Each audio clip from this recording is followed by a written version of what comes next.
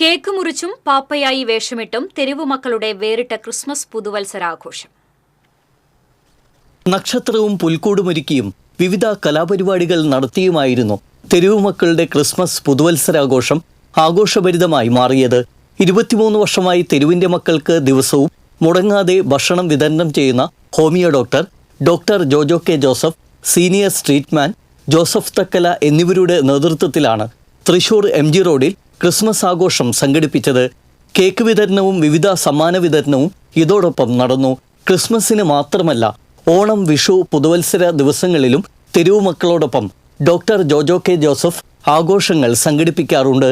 കൂടാതെ തെരുവിൻ്റെ മക്കളെ സർക്കസ് കാണിച്ചും ഇവർക്കൊപ്പം ബോട്ട് യാത്രകൾ നടത്തിയും Peechi dam, water metro, Kochi metro എന്നിവ സന്ദർശനം നടത്തിയുമെല്ലാം വ്യത്യസ്തനാണ് ഡോക്ടർ ജോജോ കെ ജോസഫ്.